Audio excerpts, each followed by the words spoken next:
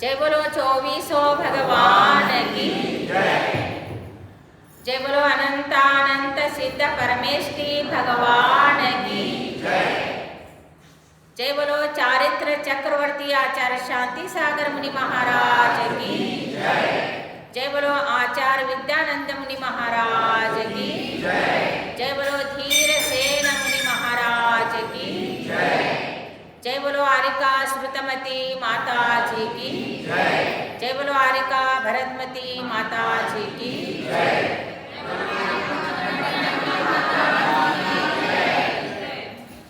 अरुह श्री चरणव नने वेणु अनुदीन जिनर श्री चरणव नने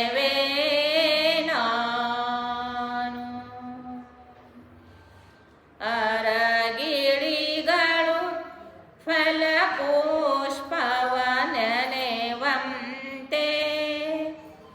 ಅರಗಿಳಿಗಳು ಫಲಪುಷ್ಪವನನೆವಂತೆ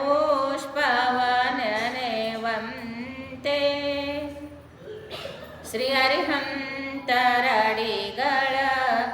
ನೆನವೇ ನಾನು ಶ್ರೀಹರಿಹಂತರಡಿಗಳ ननवे नाम।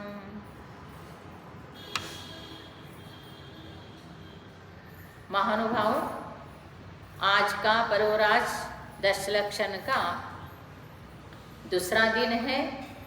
पहला दिन आपने कल उत्तम क्षमा के बारे में सुना। आज आप सुनेंगे उत्तम मार्दव धर्म। मार्दव का परिभाषा है मृदुर्भावा मार्दवा। मृदुर्भावा मार्दवा अर्थात मन कोमल हो, मृदु हो, सॉफ्ट हार्टेड, उसका नाम है मार्दव।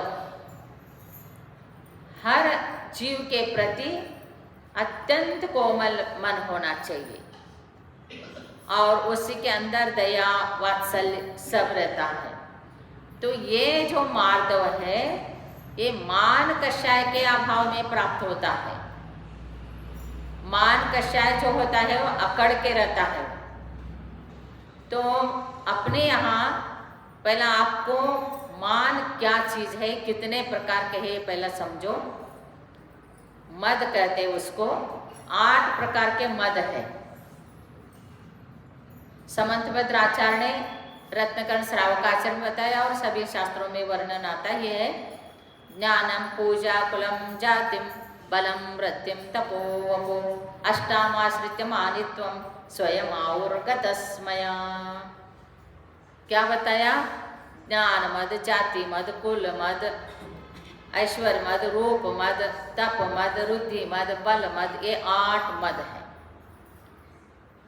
ये सारे जो ज्ञान मिलता है उसको थोड़ा सा भी ज्ञान हो गया वो मद में इतना उन्मत्त हो जाता है, किसी को भी कुछ समझता नहीं, वो तिरस्कार करता है सबको। लेकिन उसको समझना चाहिए ऐसे मद करने का मतलब क्या है। केवल ज्ञान के सामने तो अपने ज्ञान कुछ भी नहीं है। हमारा सबका ज्ञान क्षौक्षमिक ज्ञान है। जिसका ज़्यादा क्षौक्षम है, जिन्होंने पूर्व जन्म में शास्त्र ज्ञान दिया है, ज्ञान दान दिया है, ज्ञानी का विनय किया है, ज्ञान का विनय किया है, उसको इस भाव में अधिक ज्ञान मिलता है। क्षोभशम से वो उत्कृष्ट ज्ञानी बनता है, उसका स्मरण शक्ति अच्छा रहता है, grasping power is very nice. तो ये क्यों होता है ऐसे? तो इसलिए होता है पूर्व जन्म में उसने पुण्य करके आया। तो जो क्षोभशम से मिला है उसके बारे में क्या गर्व करना, जो क्षायिक ज्ञान के सामने कुछ भी नहीं है। ऐसे सोच के ज्ञान का भी गर्व नहीं करना चाहिए। और ज्ञान के बाद पूजा मत, मेरा कितना पूजा होती है, मैं बहुत बड़ा हूँ, आदि आदि का ये भी नहीं करना। और जाति और कुल जो होता है पिता के साइड से होता है, जाति जो होता है माता के साइड से होता है। तो हमारे यहाँ ऐसे है वैसे है, वो भी बताओ विषय, ऐसे, लेकिन मद नहीं करना चाहिए। और मद कर रहे तो वो क्या होता है, वो अहंकार होता है, और अहंकार किसी को भी अच्छा नहीं लगता है। तो आजकल सारे क्या होता है, जो बहू आती है तो सब इस प्रकार से अहंकार में रहते हैं, तो मैं इतना कमाती हूँ, तुम कितना कमाते हैं, मेरे से कम पड़े हो, मेरे से कम कमाते हो, तो मेरे घर में कितना संपत्ति है, मेरे पियर में ऐसे है वैसे है। तो कह के यहाँ ससुराल में, आपके लिए नहीं कह रहे, मैं जनरल कह रही हूँ, ससुराल में क्या करते हैं, कलह करते हैं। तो वो अहंकार होता है। तो अहंकार के कारण आजकल सारे आप करके कोई बताता बोलता नहीं है, पति को भी बड़ों को भी एक वचन में बोलते हैं, तू करके बताएंगे या तो बोलेंगे नाम लेके बुलाएंगे। तो ये अहंकार कहाँ है। तो अहंकार किसी भी प्रकार से किसी को भी अच्छा नहीं लगता, सुनने को किसको अच्छा लगता है बताइए। तो इसलिए कर्ण प्रिय वचन होना चाहिए, किसी को बुलाना है और उनसे बात करना है, मिलना है तो नम्र होना चाहिए। तो ऐसे जाति कुल आदि मद नहीं करना चाहिए, रूप का मद भी नहीं करना चाहिए, और ऐश्वर्य का मद नहीं करना चाहिए। क्या है ये, रूप भी है, क्षणभंगुर है शरीर। जैसा ही आप देखो, कोई सुंदर नहीं है तो ब्यूटी पार्लर में जाके इतना अच्छा सज के धज के आते, और जो भी ऐसे रोज ऐसे मेकअप करेगा तो वो देखने को अच्छा मिलेगा, मेकअप के बिना देखोगे तो उनको देख ही नहीं सकते, ऐसे सब खराब। तो क्या मतलब है, तो वो रूप क्षणभंगुर है, पहला अच्छा रहता है, फिर आपको बोला था ना सनत कुमार चक्रवर्ती, एक क्षण क्षण में परिवर्तन होता है। ऐसे समझ के रूप का भी मद नहीं करना। मैं रूप के बारे में एक कथा बताने वाली हूँ, प्रतिमा का। ऐश्वर्य का मद नहीं करना चाहिए, और तपस्या का मद नहीं करना चाहिए, बल का मद नहीं करना चाहिए, ये किसी भी प्रकार से मद नहीं करना चाहिए। तो ये 8 मद से जो रहित होता है वो मार्दव धर्म होता है। उनके अंदर कितना भी संपत्ति हो, पैसा हो, सब कुछ हो, लेकिन अहंकार नहीं होना चाहिए। और जैसा देखो पेड़ होता है, पेड़ के पास कुछ नहीं है तो खड़ा रहता है वो। और आपको बोला था ना, जिसके अंदर नम्रता नहीं है, तो नदी और समुद्र से बात चल रही थी, तो समुद्र ने पूछा नदियों से, तुम तो बड़े बड़े पेड़ों को लेके आते हैं हमारे पास, और तुम तो तुम्हारे किनारे जो तुम्हारे तट पर जो पैदा होते हैं उसको तो लाते नहीं, जो बांस वगैरह होते हो।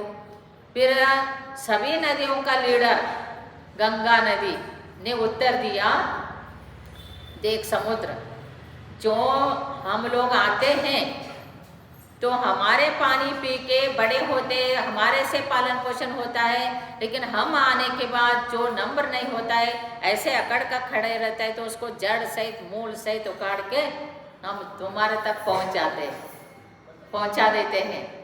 और जो हमारे तट पर रहकर हमारे आते ही झुक जाते हैं तो हम उनको वहीं छोड़ देते। तो आपको मालूम है, घास होते हैं और बांस होते हैं, ये सब पानी आते ही बराबर हो जाते, तो उसके ऊपर से पानी चला जाता, उसको क्यों उखाड़ के फेंकेंगे। तो कहने का तात्पर्य, जो भी बड़े हो, गुरु हो, विनय नहीं है, अकड़ के ही रहेंगे, ऐसे ही नमस्कार करेंगे, खड़े झुकेंगे नहीं, बैठेंगे नहीं, तो वो अहंकार है। तो अहंकार नहीं होना चाहिए, और ऐसे अहंकार से किसी को भी कोई व्यक्ति अच्छा नहीं लगता है। तो महान भाव, एक बार उसका नाम था रूप गर्विता। गर्विता का अर्थ क्या पता चला? गर्व, रूप का गर्व, रूप का मद, रूप से मद थी। तो एक बार हुआ कि एक जो सोमदेव नाम का सेठ, वो बहुत देव गुरु शास्त्र का भक्त था, सदाचारी, अत्यंत नम्र, विनयशील वो था, धार्मिक वो था। फिर एक दिन समुद्रदत्त नाम के मुनिराज, वो मुनिराज कैसे थे? वो तो रत्नत्रय के आराधक थे और अत्यंत तपस्वी थे, मासोपवासी थे। एक दिन वो आहार के लिए अपने नगर में आ जाते हैं।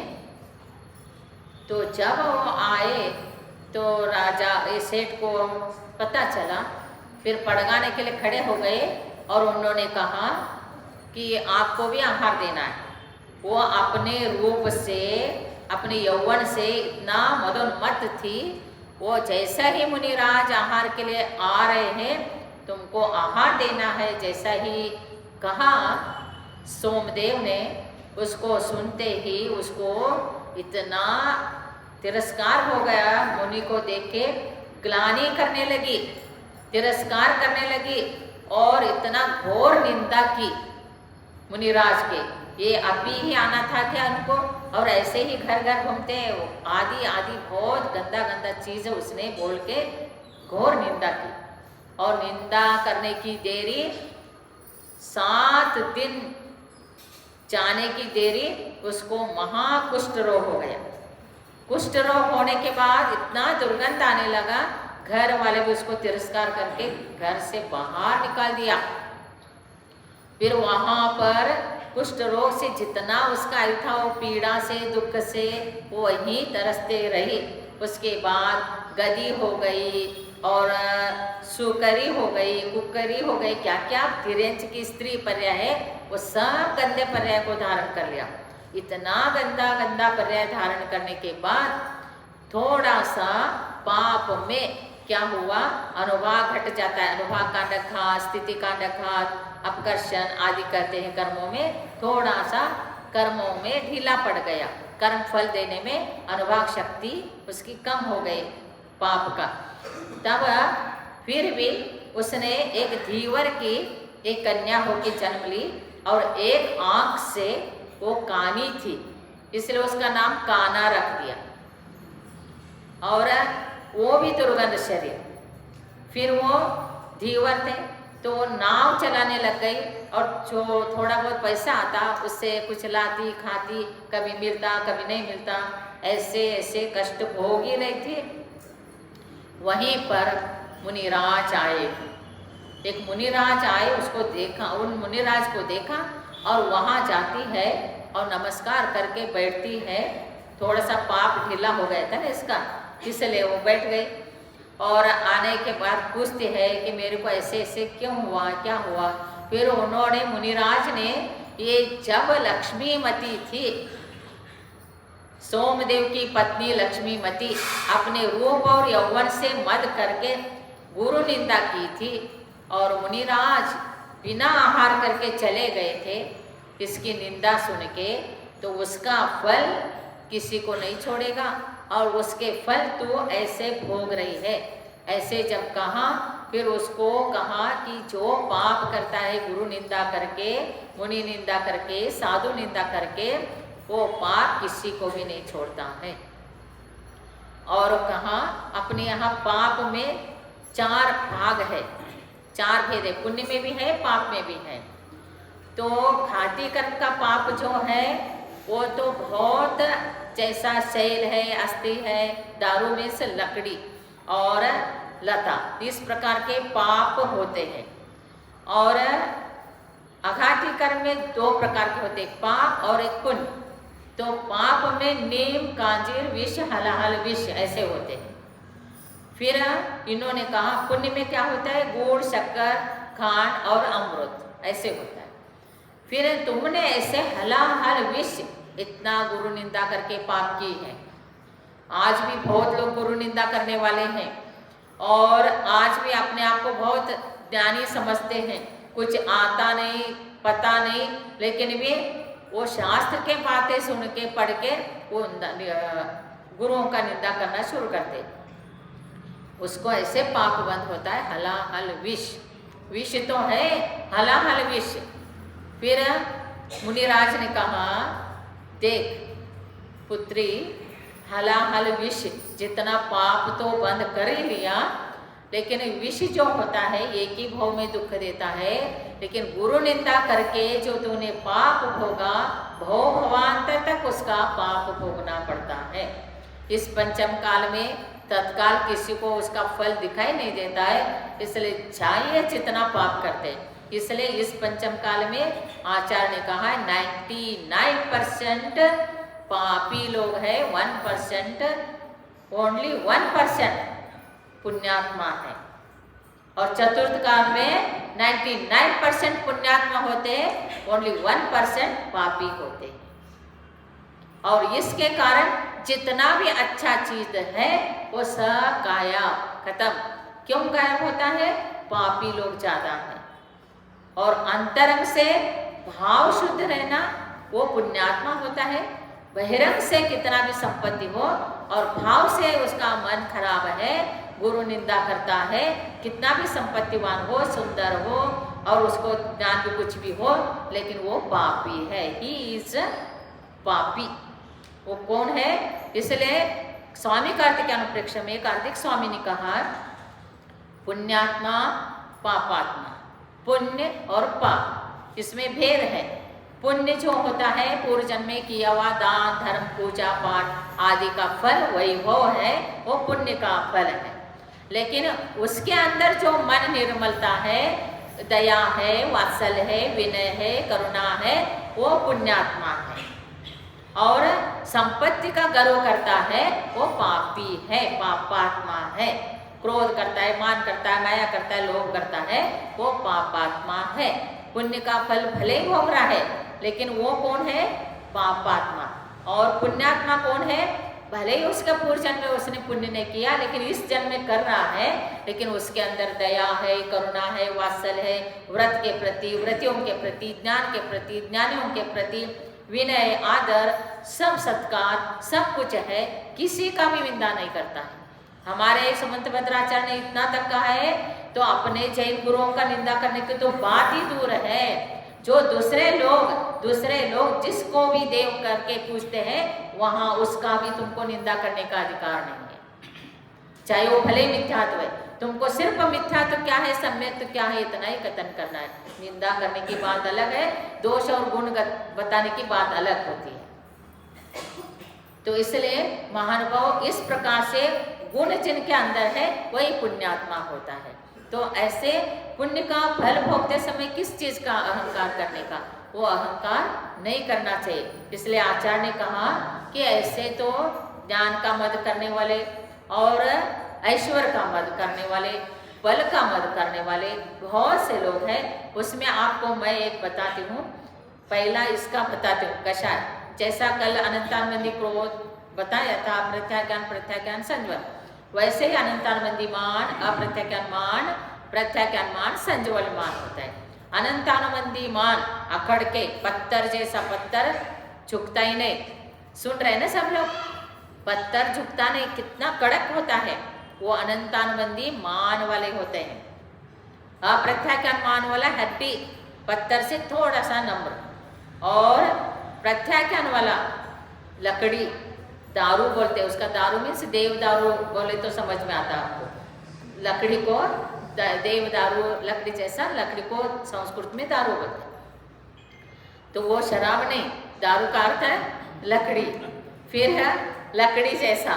फिर उसके बाद संज्वलन, जो मान होता है, बेल, कितना देखो कोमल है वो, कितना सॉफ्ट है। तो एक पत्थर से लेके अब कहाँ तक पहुँच गए? बेल तक। तो कौन से अच्छा लगा?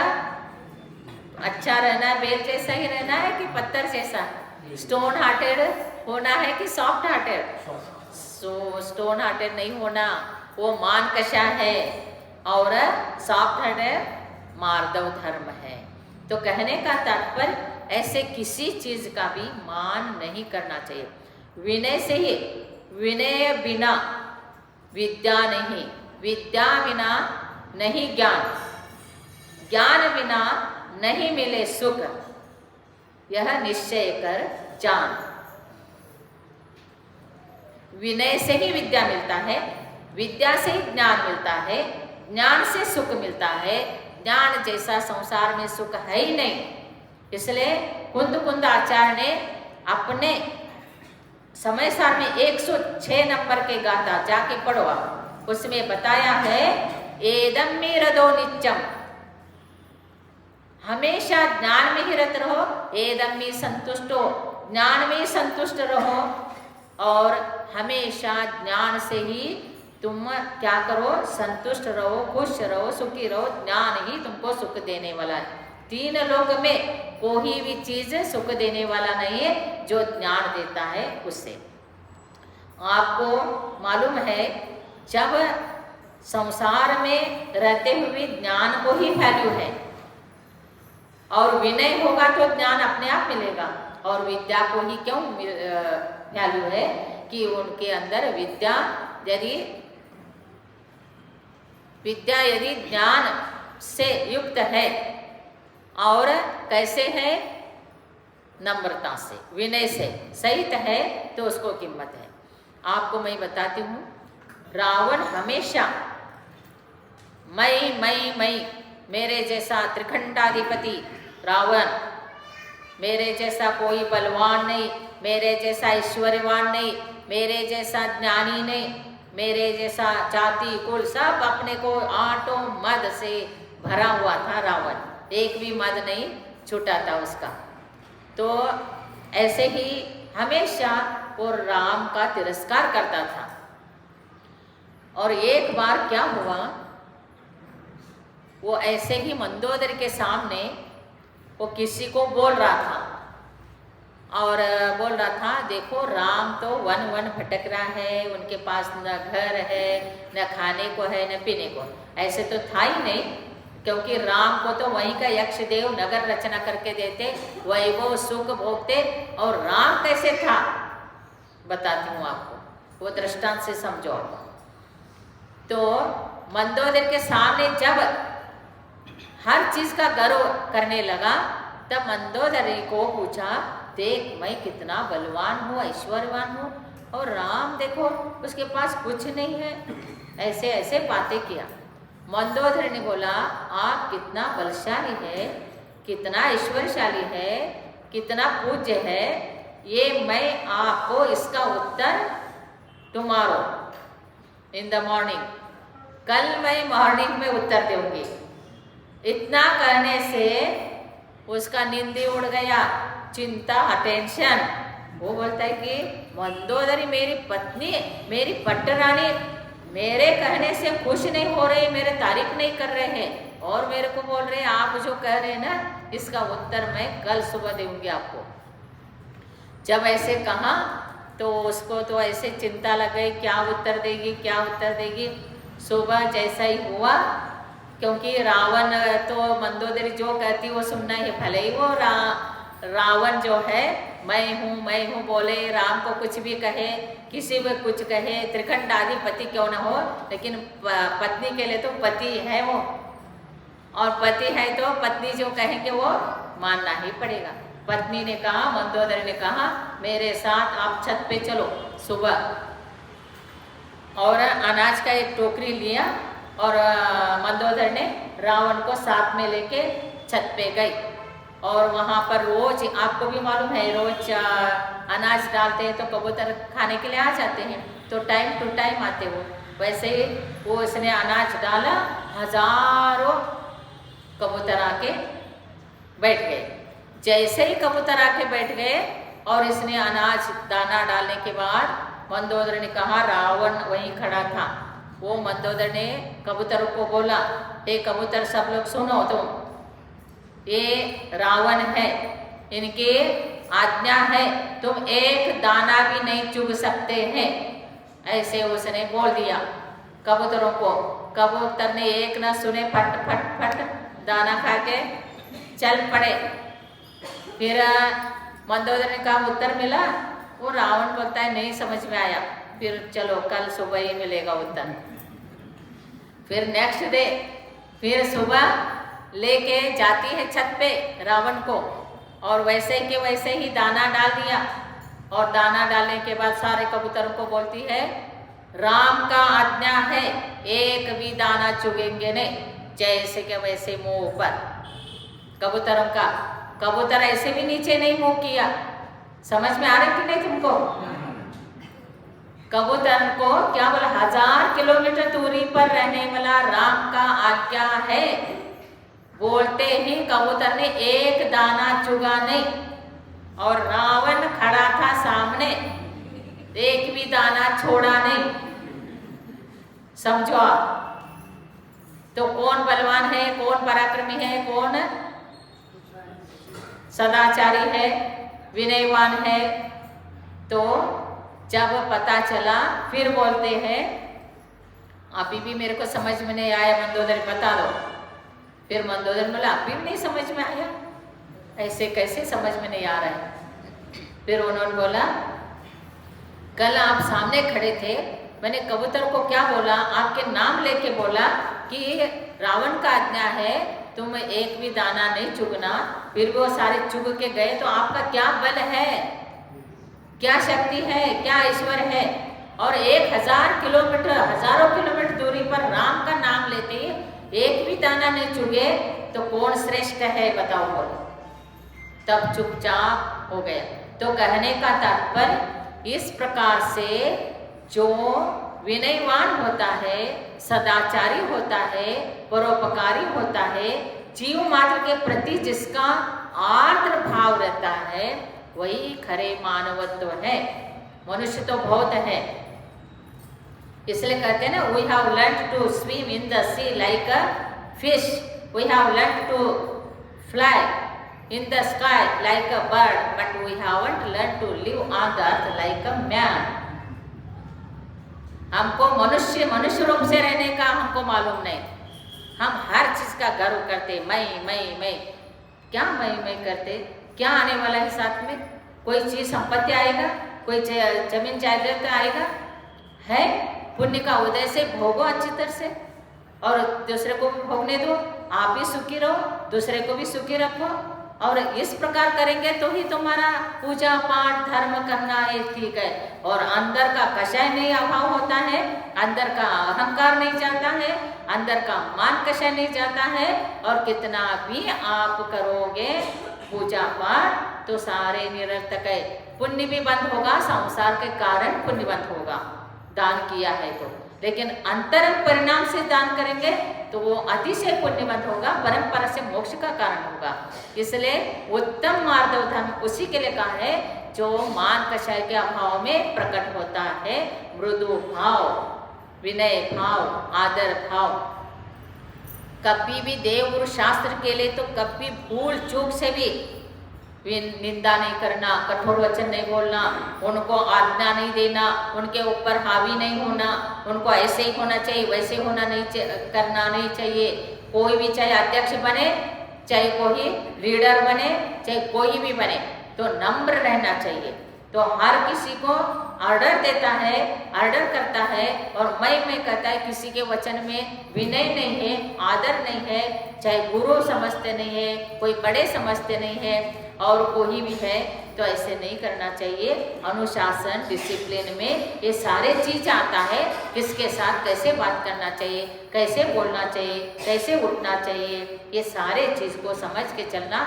इसलिए कोई भी चीज तो हमको कोई भी कुछ पूछता है, माता जी आपका रत्नत्रय तो पूछते नहीं है, वैसे तो साधु के भाषा है रत्नत्रय पूछना। आपका स्वास्थ्य कैसे है पूछते हैं, तो स्वास्थ्य तुम्हारे श्रावकों के लिए पूछना और गुरुओं के लिए क्या पूछना, आपका रत्नत्रय कैसे है। तुम मत बोलना, आप बोलना, क्योंकि तुम शब्द आपसे कठोर है, आप शब्द मृदु है, तो वो सीख जाएंगे। तो ऐसे बोल के जब कहेंगे तो रत्नत्रय कैसे है बोलेंगे तो सम्य दर्शन ज्ञान चारित्र भी हो गया, मन वचन काय भी हो गया, तीनों भी हो गया रत्नत्रय। ठीक है, मैं क्या कहती हूँ, अच्छा है ये नहीं बोलती मैं हमेशा बोलती हूँ प्रभु की कृपा। प्रभु की कृपा बोले तो क्या होता है, हमारे अंदर किसी प्रकार का अहंकार नहीं। बहुत से लोग हमने उदाहरण में देखा है, माता जी हमारे घर में इतने साधुओं का आहार हुआ लेकिन एक भी कभी अंतराय नहीं हुआ, ऐसे बोले तो दूसरे दिन उनके घर में अंतराय। तो कहने का तात्पर्य मेरे को कभी सिर नहीं दर्द हुआ, ऐसे नहीं बोलने का। प्रभु की कृपा स्वास्थ्य ठीक है, ऐसे बोलना। कोई भी चीज अपने ऊपर नहीं लेना, अपने को नम्रता से बोलना। तो इससे क्या होता है, अपने को अच्छा फल मिलता है।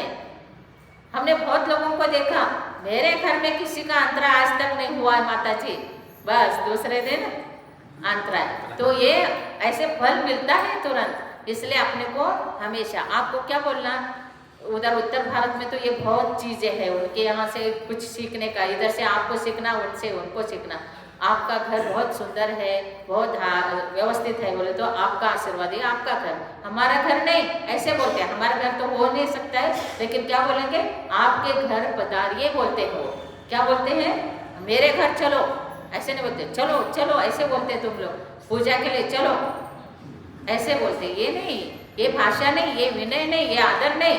माता जी पूजा हो रहे, बस पूजा शुरू करता हूँ बोल दिया तो हो गए ना। माता जी आएंगे, महाराज जी आएंगे, चलो चलो कहते। और कहीं मंदिर लेके चलना है, दर्शन के लिए चलना है, चलो माता जी, चलो महाराज जी, ऐसे क्यों कहने का, चलो नहीं कहने का, पधारिए कहने का, विनय करने का। इसलिए कहते हैं ना, अत्र अत्र तिष्ठ तिष्ठ कहते हैं। और हिंदी में कहेंगे आओ आओ, खड़े हो कहेंगे तो क्या होता है, वो देखो वो भाषा कैसे है। तो नम्र भाषा होना चाहिए, विनय होना चाहिए, आदर होना चाहिए। हर चीज़ों में आदर विनय और अत्यंत हित मित प्रिय तोल के ही बोलना। ज़्यादा बोले, कठोर बोले तो सब मार्दव धर्म खत्म। और इसलिए अपने को मार्दव धर्म पालन करने के लिए ये व्यवहार में भी सुधरना चाहिए, भाषा सुधरना, एक दूसरे के साथ व्यवहार सुधरना। इसलिए महानुभाव मान कषाय के अभाव में उत्तम मार्दव धर्म प्रकट होता है। इसलिए आज आपने उत्तम मार्दव धर्म के बारे में सुना, नेगेटिव भी सुना, पॉजिटिव भी सुना। नेगेटिव से सब हानि है, पाप का बंध है और उसका फल दुख है मान कषय से। और मार्दव धर्म से सुख है, रत्नत्र की प्राप्ति है, सदाचार का प्राप्ति है और परंपरा से मोक्ष की प्राप्ति है। इसलिए आपके पास अमृत भी है, विष भी है, जो स्वीकार करना है करें। क्योंकि हमारे आचार्य कहते हैं अपने को तो उपदेश देना है, परिवर्तन तो तुमको होना है। We can take horse to the water but we can't make it drink. हम तो घोड़े को पानी तक ले जा सकते, पानी दिखा सकते, बट पानी पिला नहीं सकते। वैसे धर्म का उपदेश गुरु देगा, भगवान की वाणी बताएंगे, लेकिन परिवर्तन होना it is depend on you, आपके ऊपर डिपेंड करता है और दूसरे के ऊपर नहीं। प्रत्येक व्यक्ति को अपने आप में सुधरना है।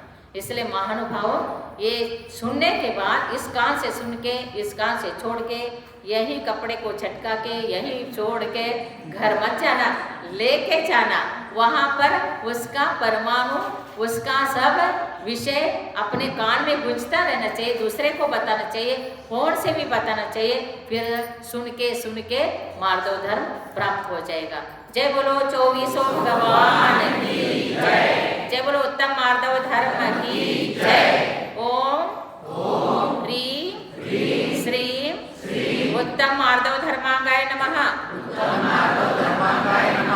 ओम ह्रीं श्रीं उत्तम मार्दव धर्मांगाय नमः। ओम ह्रीं श्रीं उत्तम मार्दव धर्मांगाय नमः। जय बोलो बाहुबली भगवान